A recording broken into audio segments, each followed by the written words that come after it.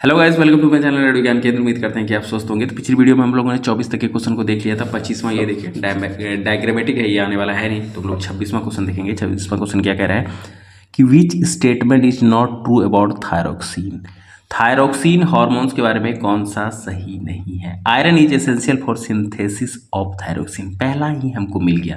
पहला ही क्या है, गलत है। आयरन का कोई लेना देना थायरोक्सिन से नहीं है। किसका लेना देना है, आयोडीन का लेना देना है। ठीक है, आगे देखिए क्या कह रहा है, it regulates carbohydrate protein and fat metabolism in the body. बिल्कुल सही बात है, ये रेगुलेट करता है। Thyroid gland requires iodine to synthesize thyroxine. Thyroid gland को किसका जरूरत पड़ता है, आयोडीन का जरूरत पड़ता है सिंथेसाइज करने के लिए थायरोक्सिन को। आयरन का यहाँ कोई रोल नहीं है। ठीक है, thyroxine is also called a thyroid hormone. Thyroxine को क्या कहते हैं, थायराइड हार्मोन भी कहते हैं। आगे देखिए, dwarfism result due to. Dwarfism मतलब क्या हुआ, बौनापन। आप देखते होंगे किसी किसी का हाइट नहीं बढ़ता है और किसी किसी का क्या होता है, बढ़ जाता है। तो जिसका नहीं बढ़ता है आपको बताना है कि वो किसके कारण हो रहा है। Excess secretion of thyroxine, less secretion of growth hormone, less secretion of adrenaline, excess secretion of growth hormone. तो less secretion of growth hormone, less जब ग्रोथ हार्मोन कम सेक्रेट होगा, कम रिलीज होगा, तब आदमी बौना हो जाता है। और जब बहुत ज़्यादा रिलीज होता है तो आदमी क्या हो जाता है, बहुत लंबा हो जाता है। यूट्यूब में आप देखे होंगे कुछ कुछ आदमी क्या होता है, बहुत लंबा हो जाता है, और कुछ कुछ क्या होता है, बहुत नाटा रह जाता है। तो उसमें कुछ और नहीं बल्कि ग्रोथ हार्मोन का ही रोल रहता है।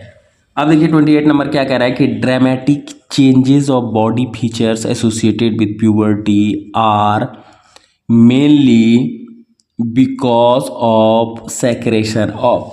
क्या कह रहा है, ड्रामेटिक चेंज। ड्रामेटिक चेंज जो होता है body feature associated with the puberty, जब बच्चा यौवनावस्था में जाता है तो उसमें जवानी पे जाता है तो उसमें जो ड्रामेटिक चेंज हो जाता है, आप देखेंगे आवाज़ अलग हो जाता है, व्यवहार अलग हो जाता है, मूछें धीरे धीरे आने लगती है।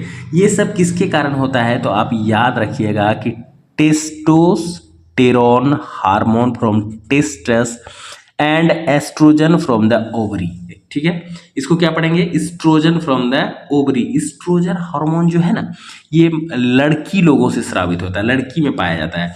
और जो टेस्टोस्टेरोन हार्मोन है, ये किसमें पाया जाता है, मेल हार्मोन। लड़के में जो प्यूबर्टी में चेंज आता है उसके लिए जिम्मेवार टेस्टोस्टेरोन है। और वहीं लड़की में, महिलाओं में जो चेंज आता है, लड़कियों में जो चेंज आता है जवानी पर, उसके लिए जिम्मेवार कौन है, एस्ट्रोजन है। एस्ट्रोजन फीमेल हार्मोन भी है।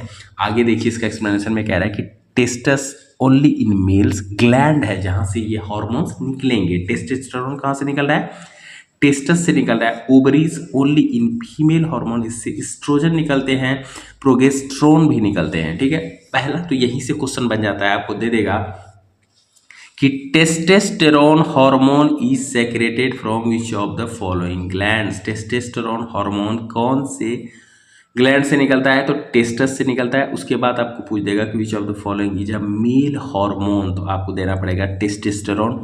और कौन सा फीमेल हार्मोन है, तो क्या देना पड़ेगा, एस्ट्रोजन। आप देखिए इसका एक्सप्लेनेशन, फंक्शन क्या है इसका, to control the development of male sex organs and male features, deep voice etc changes associated with puberty. अभी हम वही आपको बताए थे कि जो डीप वॉइस हो जाता है ना, बच्चे का आवाज़ अचानक चेंज हो जाता है, आप देखे होंगे जवानी पे। इसका कारण क्या है, इसका कारण कुछ और नहीं बल्कि यही टेस्टोस्टेरोन हार्मोन स्रावित होना, निकलना ही है। वहीं पर अगर महिलाओं पे, लड़कियों पर देखा जाए, to control the development of female sex organs and female features of soft skin. महिलाओं का जो यौवनावस्था में जो चेंज आता है और स्किन जो सॉफ्ट होता है, उसका कारण कुछ और नहीं बल्कि एस्ट्रोजन है। और वहीं पे प्रोगेस्टेरोन हार्मोन भी रिलीज होता है। अगर आपको पूछ देगा कि प्रोगेस्टेरोन हार्मोन किसमें पाया, मतलब किससे रिलीज होता है, तो ये महिलाओं में रिलीज होता है। To control uterus changes during the menstruation cycle. Menstruation cycle का जो यूटेरस का चेंज है उसको कंट्रोल कौन करता है, प्रोगेस्टेरोन। एक बार रेलवे में आ गया था कि मेंस्ट्रुएशन साइकिल को कंट्रोल कौन करता है, तो प्रोगेस्टेरोन करता है, प्रोगेस्टेरोन हार्मोन करता है। ये बात भी आप याद रखिएगा। Help in maintenance of pregnancy, pregnancy में भी ये हेल्प मतलब प्रेगनेंसी को मेंटेन करने में ये हेल्प करता है। कौन सा हार्मोन, तो प्रोगेस्टेरोन। आगे 29 नंबर देखिए कि और doctor advised a person to take injection of insulin. एक डॉक्टर एक इंसान को ये रिकमेंड करता है कि आप इंसुलिन का इंजेक्शन लीजिए, तो आपको बताना है कि वो क्यों ऐसा कर रहा है। डॉक्टर कह रहा है उससे, his blood pressure was low, नहीं, हिज हार्ट बीट वाज, नहीं, इससे कोई मतलब ही नहीं है। He was suffering from goitre, इससे भी कोई मतलब नहीं है। His sugar level in the blood was high, आपको पता होगा कि शुगर लेवल जब फ्लक्चुएट करता है तो हमें डायबिटीज़ हो जाती है, और डायबिटीज़ के पेशेंट को क्या लेना पड़ता है, इंसुलिन का इंजेक्शन रिकमेंड करता है डॉक्टर कि आप इंसुलिन का क्या लीजिए, इंजेक्शन लीजिए, ठीक हो जाएगा। देखिए 30 नंबर क्वेश्चन क्या कह रहा है कि the hormone which increases the fertility in male age, male में फर्टिलिटी से कुछ भी रिलेटेड, फर्टिलिटी के बारे में जैसे भी एग्जाम में आप क्वेश्चन देखिएगा तो टेस्टोस्टेरोन मार दीजिएगा। टेस्टोस्टेरोन हार्मोन जो है वो आपके फर्टिलिटी के लिए, आपकी प्यूबर्टी के लिए जिम्मेवार है, कुछ नहीं सोचना है, सीधे क्या मार देना है, टेस्टोस्टेरोन। ये मेल हार्मोन है, ये फीमेल हार्मोन है, ये इंसुलिन है, ये ग्रोथ हार्मोन है, सबके बारे में आप पढ़ चुके हैं। आगे क्वेश्चन कह रहा है कि which of the following endocrine glands is unpaired, इसमें से कौन सा एंडोक्राइन ग्लैंड क्या है, अनपेयर्ड है। ये पिट्यूटरी ग्लैंड है, सबसे पहले ऑप्शन तो ये देखिए, ये पिट्यूटरी ग्लैंड है, और ये कहाँ पाया जाता है, मस्तिष्क के निचले भाग में पाया जाता है, ठीक है। और ये इसको मास्टर ग्लैंड भी कहते हैं। पहले तो ये पिट्यूटरी के बारे में समझ लीजिए, किसको क्या बोलते हैं, मास्टर ग्लैंड कहते हैं। और ये एड्रिनल, ये भी दो होता है, ये भी दो होता है, ये भी दो होता है, एक यही होता है, तो इसमें ये पूछ रहा है एक। अब यहाँ पे क्वेश्चन ये बनता है कि आप इंडोक्राइन और एक्सोक्राइन ग्लैंड कहते किसको है, ठीक है। तो इंडोक्राइन और एक्सोक्राइन ग्लैंड में मेन क्या अंतर है कि इंडोक्राइन जो ग्लैंड होगा ना वो किसको स्राव करेगा, हार्मोन्स को, ठीक है। इंडोक्राइन ग्लैंड से हार्मोन्स निकलता है। वही एक्सोक्राइन ग्लैंड का बात करेंगे अगर, तो उससे क्या निकलेगा, एंजाइम्स निकलेगा, म्यूकस निकलेगा, स्वेट निकलेगा। आप कॉपी निकालिए और लिखना शुरू कर दीजिए, ठीक है। और ये डक्टलेस होता है, इंडोक्राइन ग्लैंड क्या होता है, डक्टलेस होता है, इसमें पाइप नली नहीं होता है, ठीक है। वहीं अगर हम एक्सोक्राइन ग्लैंड करेंगे तो इसमें पाइप होता है। ये सब क्वेश्चन में आता है, आप बात में मत बोलिएगा आप तो पढ़ा ही नहीं, तो ठीक है। एक्सोक्राइन में पाइप होता है, इंडोक्राइन में पाइप नहीं होता है। और वहीं एग्जाम्पल का बात करेंगे तो इंडोक्राइन का एग्जाम्पल क्या हो जाएगा, थायराइड ग्लैंड हो जाएगा, पैराथायराइड ग्लैंड हो जाएगा, पिट्यूटरी ग्लैंड हो जाएगा, एड्रिनल ग्लैंड हो जाएगा, ये सब सारा आपका इंडोक्राइन ग्लैंड आएगा। और एक्सोक्राइन का बात अगर हम करेंगे तो सेलिब्री ग्लैंड एक्सोक्राइन ग्लैंड है। उसके बाद लीवर जो है वो भी एक एक्सोक्राइन ग्लैंड है। वहीं ब्रूनर्स ग्लैंड जो है वो भी क्या है, एक एक्सोक्राइन ग्लैंड है, ठीक है।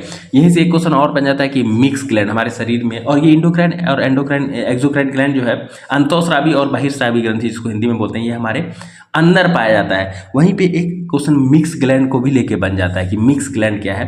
तो मिक्स ग्लैंड हमारे शरीर में एक ऐसा ग्लैंड है जिसमें दोनों गुण पाया जाता है, इंडोक्राइन गुण भी पाया जाता है, एक्सोक्राइन गुण भी पाया जाता है। और वो कौन सा अंग है, वो है पेनक्रियाज, ठीक है। पेनक्रियाज को हम लोग क्या बोलते हैं, मिक्स ग्लैंड भी बोलते हैं। देखिए, और पेनक्रियाज जब एंडोक्राइन के रूप में काम करेगा तो इसे क्या स्राव होगा, इंसुलिन और ग्लूकागॉन, ठीक है, ग्लूकागॉन और इंसुलिन इंडोक्राइन के रूप में। और जब वो एक्सोक्राइन के रूप में काम करेगा ना तो एक्सोक्राइन में उसमें डाइजेस्टिव एंजाइम्स निकलेगा, ठीक है। तो ये हम आपको इंडोक्राइन, एक्सोक्राइन और मिक्स ग्लैंड तीनों समझा दिए। अगर इससे एक भी क्वेश्चन बनता है तो आपसे नहीं छूटेगा, आप आराम से वीडियो एक दो बार देख के इसको लिख के याद कर लीजिएगा। अब देखिए ये क्वेश्चन पता नहीं बीपीएससी का बहुत फेवरेट है, सिनेप्स वाला, कि junction between two neuron is called, दो न्यूरॉन के बीच का जो जंक्शन होता है उसको हम लोग क्या बोलते हैं, सेल जंक्शन बोलते हैं, न्यूरॉन मस्कुलर फंक्शन बोलते हैं, न्यूरल जॉइंट बोलते हैं, या सिनेप्स बोलते हैं। तो सिनेप्स बोलते हैं, उसको याद रखिएगा। Junction between two neuron is called synapse. उसके जंक्शन के बीच का जो स्पेस है ना, वो एक दो न्यूरॉन के बीच का जो स्पेस, उसको क्या बोलेंगे हम लोग, सिनेप्स बोलेंगे। ये TRE3 जो कैंसिल हुआ उसमें भी आया था, ये TRE3 जो अभी 6 to 8 दिए थे उसमें भी आया था। तो ये फेवरेट क्वेश्चन है, इसको आप आराम से देख लीजिएगा। सिनेप्स दो न्यूरॉन के बीच के जंक्शन को, दो न्यूरॉन के बीच के गैप को कहते हैं। देखिए 33 नंबर क्वेश्चन कह रहा है कि in humans the life process are controlled and regulated by, आदमी में जो लाइफ प्रोसेस होता है वो किसके द्वारा कंट्रोल किया जाता है, तो देखिए नर्वस और इंडोक्राइन ग्लैंड। अभी आपको बताया था ना इंडोक्राइन ग्लैंड किसको बोलते हैं, जिससे क्या स्रावित होता है, हार्मोन स्रावित होता है। तो नर्वस और इंडोक्राइन ग्लैंड मिलके ही हमारा ह्यूमन बॉडी को क्या करता है, कंट्रोल और रेगुलेट करता है। बाकी सब नहीं भी रहेगा तो चलेगा, लेकिन इन दोनों का होना बहुत ज़रूरी है, नर्वस और इंडोक्राइन ग्लैंड का। देखिए 34 जो है वो फिर ये डायग्राम वाला है, इसको छोड़ दीजिए। 35 भले ही सब्जेक्टिव है लेकिन इस तरह का क्वेश्चन बन सकता है ऑब्जेक्टिव में। देखिए यहाँ पे क्या कह रहा है कि name the plant hormones responsible for the following, plant hormones के बारे में बताना है जो इस ये 4 क्रिया जो दिया हुआ ना इसके लिए रिस्पॉन्सिबल है। पहला है इलोंगेशन ऑफ सेल्स की इलोंगेशन, प्लांट सेल का जो इलोंगेशन होगा उसके लिए कौन जिम्मेवार होगा, तो ऑक्सीन जिम्मेवार होगा। आपको बताए थे जब हम प्लांट हार्मोन्स पढ़ाए थे कि इलोंगेशन ऑफ सेल के लिए कौन जिम्मेवार होता है, ऑक्सीन हार्मोन्स जो है वो जिम्मेवार होगा। दूसरा है ग्रोथ ऑफ स्टेम का ग्रोथ भी हम आपको बताए थे, कौन सा होगा, जिब्रेलिन जो हार्मोन है ये किसके लिए है, स्टेम का ग्रोथ के लिए, सेल एलोंगेशन के लिए ऑक्सीन हार्मोन है। प्रमोशन ऑफ सेल डिवीजन को कौन प्रमोट करेगा, तो साइटोकाइनिन करेगा। ठीक है, ये सब हम आपको पढ़ा चुके हैं। साइटोकाइनिन क्या करेगा, प्रमोशन ऑफ सेल डिवीजन। और ये किसकी बात हो रही है, प्लांट सेल्स की। फॉलिंग ऑफ सेनेसेंट लीव्स मतलब हुआ कि सूखे पत्ते, वृद्धा पत्ते जो गिरते हैं अपने आप, उसके लिए कौन जिम्मेवार है, तो उसके लिए एब्सेसिक एसिड जिम्मेवार है। हम आपको बताए थे कि एब्सेशन का मतलब ही क्या होता है, अलगाव होता है, बिछड़ाव बड़ा। ठीक है, देखिए एक बड़ा अच्छा क्वेश्चन है कि endocrine glands and its location, कौन सा ग्लैंड कहाँ पे लोकेट करता है हमारे ह्यूमन बॉडी में, इस पे भी क्वेश्चन कई बार बनता है। तो आप इसको 2-3 बार आराम से देख लीजिएगा, आराम से याद हो जाएगा। देखिए पीनियल ग्लैंड कहाँ पाया जाता है हमारे शरीर में, attach to the dorsal side of brain के डोर्सल साइड में क्या पाया जाता है, पीनियल ग्लैंड पाया जाता है। वहीं पिट्यूटरी ग्लैंड कहाँ होता है, जस्ट बिलो द ब्रेन के जस्ट बिलो होता है, जिसको मास्टर ग्लैंड भी बोलते हैं। वो कहाँ होता है, जस्ट बिलो द ब्रेन। अगर ऑप्शन में ब्रेन रहेगा तो आप ब्रेन मार दीजिएगा।